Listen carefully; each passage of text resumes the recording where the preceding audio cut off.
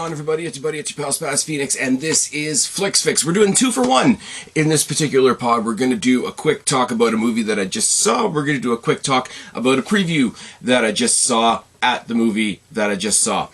Now, I'm going to tell you guys something that's not going to surprise you guys in the slightest if you've been listening to me ever. If you've heard me talk about TV, if you've heard me talk about movies, mostly if you've heard me talk about wrestling, I love ridiculous stuff. So let's talk about the trailer that I just saw for the movie STRAYS. Why do I love this? Why do I love this right off the bat? I'm going to put the link down in the box below if I remember. If I don't remember, hit me up in the comment section and bug me. Hit me up on Twitter at SpazPhoenix and bug me to put the trailer in the comment section below, because STRAYS is a dog movie. Isn't that nice? Isn't that wonderful? All dogs go to heaven. 101 Dalmatians, you know, Marley and me and all that type of thing. Talking dogs. Talking real-life animated dogs, whatever the case may be. We've seen 100 dog movies. People love dogs. But this is the year that we're also getting the Winnie the Pooh horror movie. So we're taking something that people love, we're taking a genre that people love, we're taking an idea of, hey, we're not following the people, we're really following the dogs, that's why the dogs can talk. A genre that everybody loves, a genre that everybody instantly heartwarms to, and we're completely turning it on its fucking head.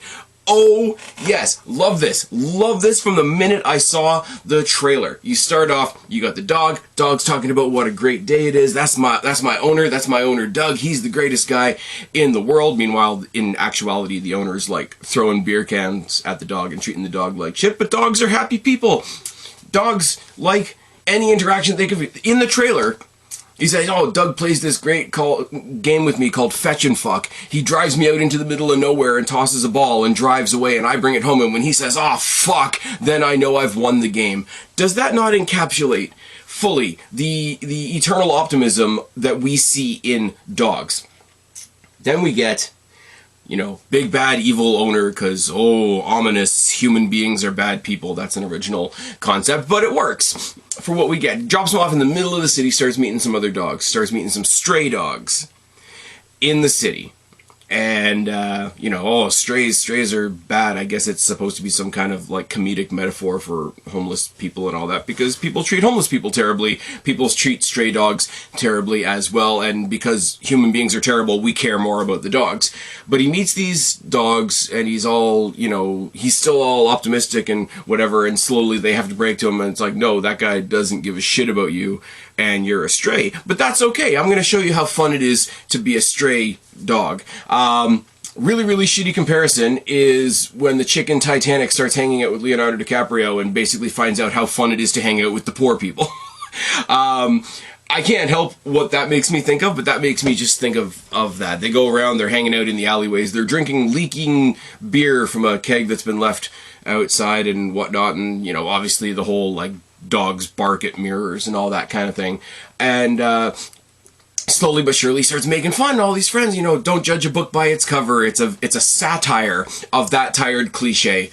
And eventually he tells the friends in the trailer, I gotta go back to my owner. I gotta go back to Doug. And they're all like, what the fuck?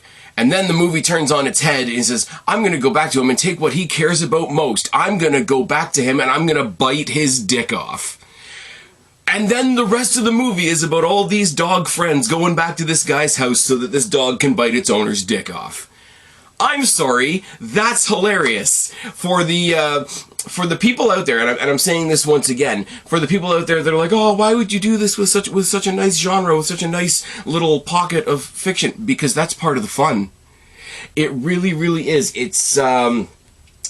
It's taking stuff, and obviously the Winnie the Pooh Blood and Honey is like the biggest example on everybody's mind right now. But I love this whole idea of like taking sacred cows and absolutely destroying them. We're getting Winnie the Pooh Blood and Honey. We are getting a horror movie about the Grinch, but apparently they can't call him the Grinch, so the movie is just called The Mean One. Nice. But it goes along with the, oh, you're making a cute little puppet movie, it must be for kids. No, that's Team America. Oh, you're making a cartoon, that must be for kids. No, it's fucking South Park. Oh, you're making a comic book movie, that has to be for kids. No, it's fucking Deadpool. This is all along those same lines. This is the kind of thing, you smoke a joint, have a drink, go watch the talking dogs. That's not something that kids should be doing. That's something that adults should be able to do. Rather than sticking adult jokes into a kid's movie so that the adults will take their kids to the movie, why don't you just make a fun, ridiculous movie for adults?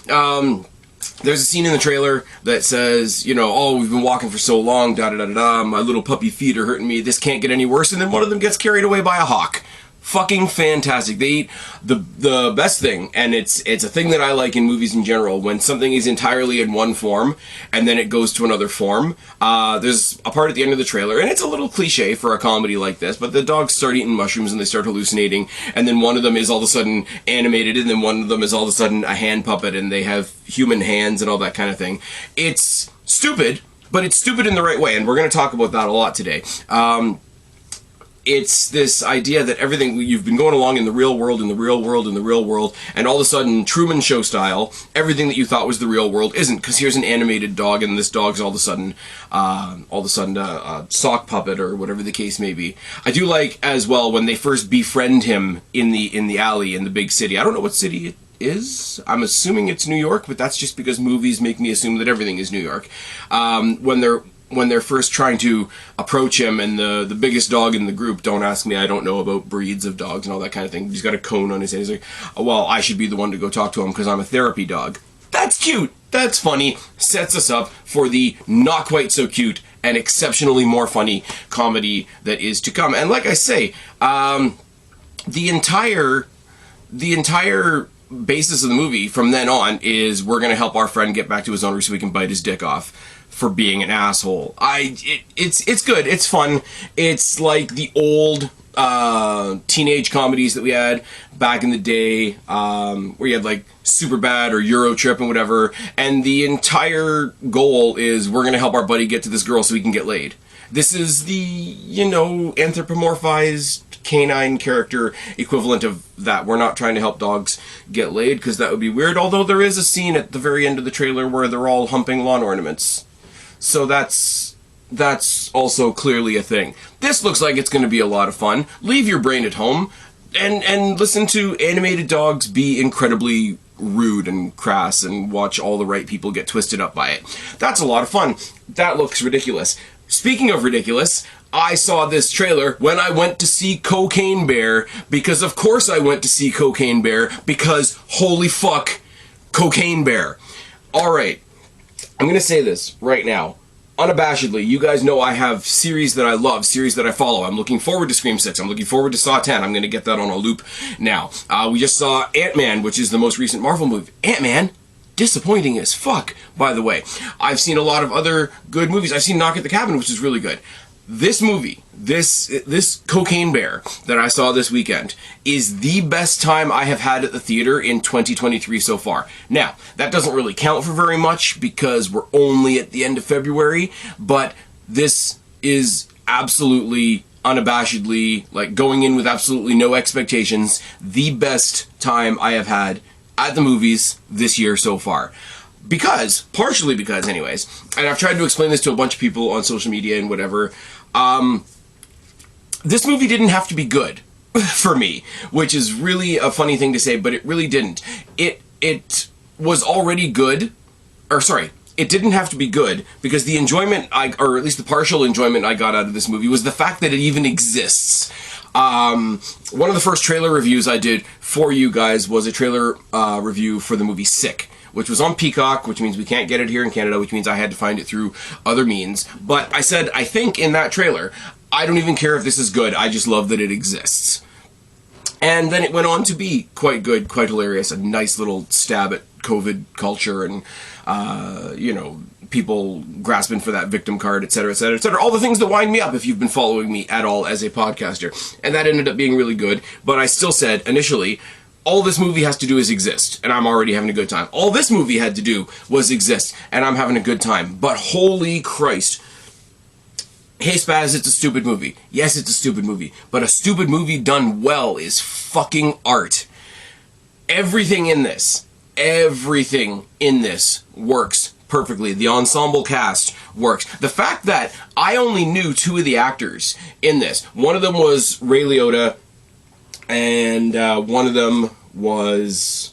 I can't think of his name now, which is really shit. But it's the guy that played Tormund Giantsbane in Game of Thrones. And he's really good as, like, a scared shitless guy hiding in the woods from a cocaine bear. Now, movie indulges itself in how ridiculous it is before you even meet any characters. For those 5 or 6 of you out there that are still watching AEW, the movie opens, because it's back in time. I think it's based on something that happened in, like, the 70s, 80s, something like that. But it starts with the song, can't even think of the name of the song now, but it's the song that Orange Cassidy is currently using as his ring entrance in AEW, which is kind of fine. Made the movie feel immediately a little bit more familiar. But it's going on, it's text on screen, it's exposition via reading, which is fine, but it's all these ridiculous ideas where it's like, if you encounter this bear, the survival tactic is this. If you survive, if you want to survive this bear, the tactic is this. And then at the bottom it says, source Wikipedia. Fucking wonderful. Fucking wonderful. And then immediately you're thrown into the story. You got the drug cartel guy in the plane, jumping out of his plane. His plane's about to crash. He's dumping all his duffel bags of cocaine out over the woods. And he's kept one, and he's attached it to himself, and he's going to parachute out of the plane, hits his head, leaving the plane, and just dies. Like, obviously, emergency chute opens, but the rest of it doesn't, and he just lands in some old dude's backyard that we find out later on. And you get this ridiculous cast of characters that comes out from this. Like I said, it's an ensemble. It's one of those sort of sprawling, like 5 or 6 stories are happening at once, and they all magically come together based around this bear who didn't intend to do anything. The central point of the movie being the bear, or any animal for that matter, where like everybody's lives are changed by this bear, and this bear's just going around, bear's gonna bear. But you meet all these different characters. You got these 2 kids that are skipping school. Basically, I don't know anybody's name. I do not know anybody's name, so I'm gonna fuck all this up right off the bat, because I'm doing this off the top of my head because I really like this and I really want you guys to go see it. Spoilers are coming in, as if you can't tell already. So if you haven't seen it yet, stop listening to the pod right now. Go see the fucking movie. Thank me later. So you got a boy and a girl that are skipping school, basically because the girls told the boy we're skipping school. They're off into the woods. They find one of these bags of cocaine that's already been ripped up and torn up. The boy's trying to impress the girl. He's like, oh yeah, that's the kind of cocaine that I do in the street. Meanwhile, they're like 11. So they eat the cocaine, which is wonderful. The girl's mom heads out into the woods to meet up with them, and knows where they are because one of the kids left the bag behind. You know, it's breadcrumb trail type stuff. She encounters the park ranger, who's this woman that really doesn't give a shit other than the fact that she can't go be a park ranger at Yellowstone because there's a bunch of like teenage criminals that have been fucking up things in her area, and she hasn't really dealt with it yet. So she's just this grumpy, like, take any stereotypical grumpy security guard that you see in any sitcom, in any movie, and that's this woman, except she's in the forest instead of in front of some store or some building or whatever. She's the forest version of Paul Blart Mall Cop, but not as happy. She's got a crush on the animal rights guy that's coming to inspect the park, and her idea to hit on him has been interrupted by this mom who's looking for her kid, and the 3 of them go out into the woods. They encounter the bear. She gets her ass all cut up. She goes back to her thing. The guy gets chased up the tree. He gets his leg eaten off because he didn't think bears could climb trees, but like really hilarious animation of a bear climbing a tree is fantastic. Eats his leg and then drops him out of the tree head first, so we see his neck snap. The gore in this is hilarious, and that shouldn't be a sentence that makes sense, but check out a lot of the gore in Inglourious Bastards, where the characters are all so out there that when something gory happens, you actually laugh. They achieve that in spades with this. She ends up back at her park ranger area where there's the little, like, troublemaking kids that, like, just fuck with people and rob them at knife point and all that kind of thing. Little, like, teenage criminals just causing nonsense bullshit. On the other side of the coin now, you got Ray Liotta, who's all pissed off because his cocaine has all gone missing. His main delivery guy or whatever is fucking dead, so they have to go find all the bags with the cocaine.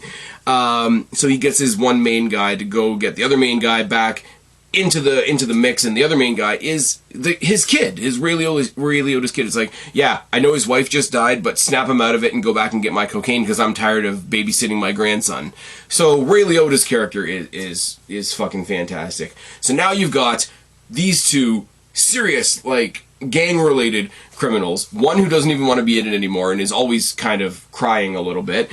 And the other one who's like, oh, fuck, this is going to suck, but we got to go get the cocaine. They encounter the young criminals, and it's not even like an anger thing. It's just like one generation of criminals looking at another generation of criminals thinking, what the fuck are you guys doing? So they become sort of a group. The mom and the park ranger and the guy that she's trying to fuck become a group. And then the mom splits off. The mom finds the boy, and the girl is missing.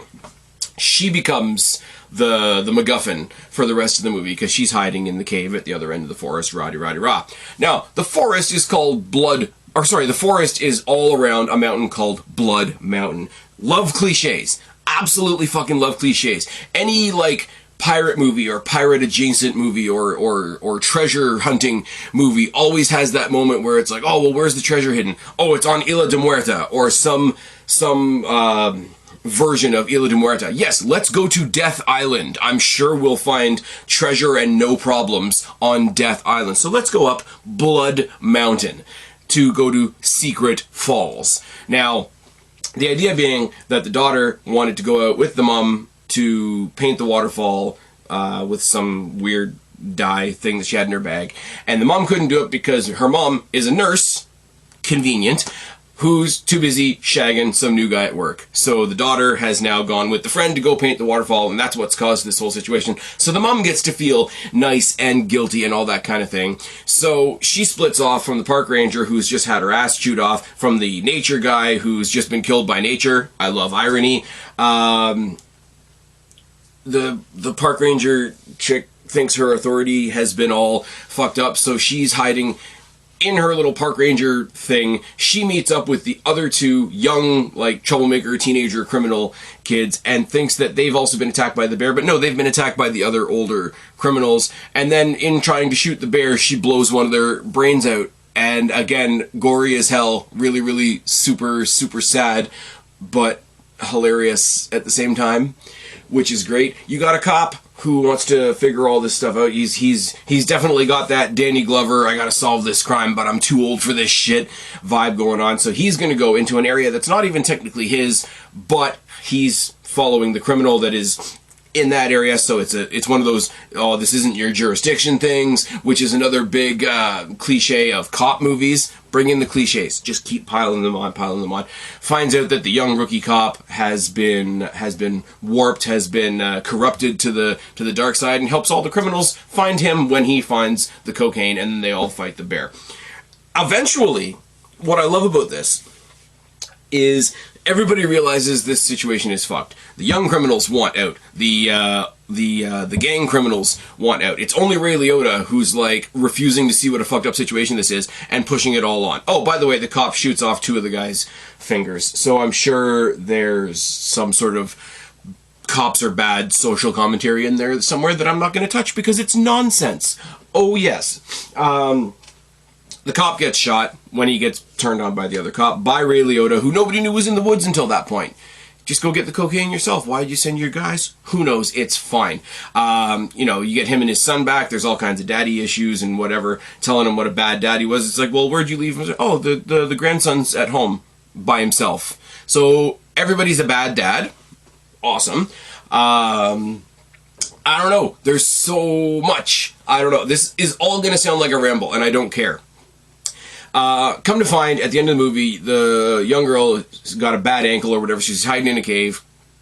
Hiding in a cave full of cocaine with the bear's cubs, who are also already addicted to cocaine. Which is great. Oh, yeah. When the criminals face off with the cop, before Ray Liotta shoots them, the bear sort of collapses on one of the guys for a while. There's a very, very funny moment where it's like, where he says, "Oh, get her off me."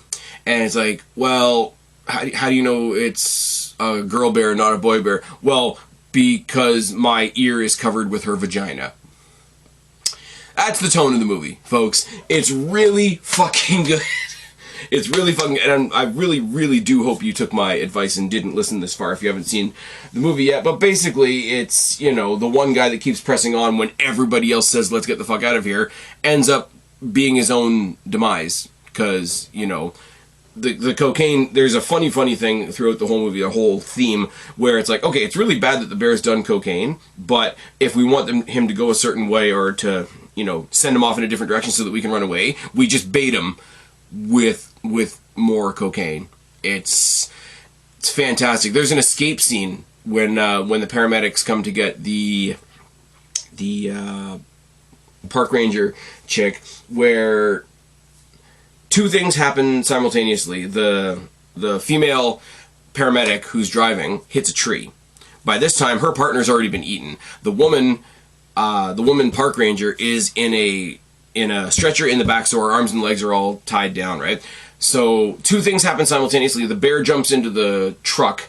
The truck gets veered off into a tree. The paramedic, of all people, is not wearing her seatbelt, so she gets launched forward. The stretcher gets launched backwards and flips upside down. So she gets to drag along the concrete by her face because she can't get up because the stretcher is got her arms and legs bound down. So again, I want to hit on the irony, because everything that happens in the movie is ironic.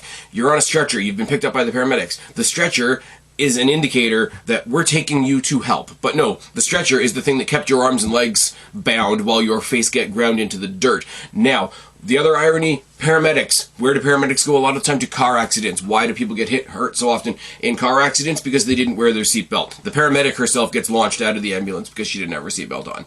Fucking fantastic. Fan-fucking-tastic. The entire time, the cop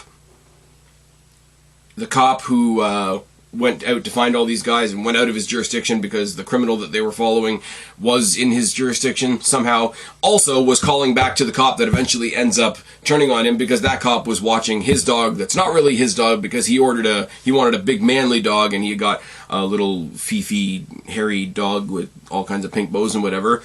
That little Fifi dog goes with the son of Ray Liotta's character at the end, because he's going to go pick up his kid and go be a good dad and take care of his friends that's got the fingers all shot off. This movie is fucking fantastic. And I will say, and I've said this before, I've said this in movies, I've said this when talking about TV before, I coined this phrase in the early days when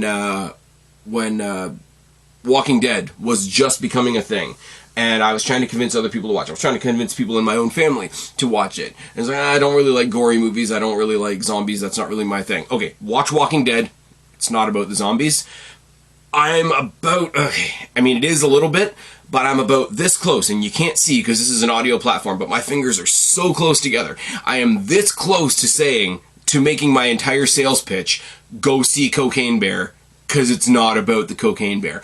This movie is stupid done well, which is so hard and such a fucking art form that nobody really appreciates. I cannot say enough about this movie. If you've seen Cocaine Bear, please put your comments down in the box below. If you're gonna go see the movie Strays, put your comments down in the comment section below, or hit me up on Twitter at Spaz Phoenix. This has been a day of ridiculousness. I hope you've enjoyed. Let me know what you think about both. Let me know if there's other trailers that I haven't responded to that you'd like me to respond to, or tell me the latest movie that you saw that you think I should go see, because we can do things that way as well. I've rambled quite long enough. This has been more of a ramble than any of the other podcasts I've done so far. If you can't tell, I ramble more when something really entertains me or really excites me. So, shot in the arm for Strays, shot in the arm for the Cocaine Bear that's not really about the Cocaine Bear. And I'm going to stop now because I'm soon going to run out of breath. I've been Spaz. This has been FLIX. Subscribe up there. Talk down there. Start a conversation. Keep all these conversations going. Don't be a stranger. I will talk to each and every last one of you later. But for right now, I am out of here. Bye, guys.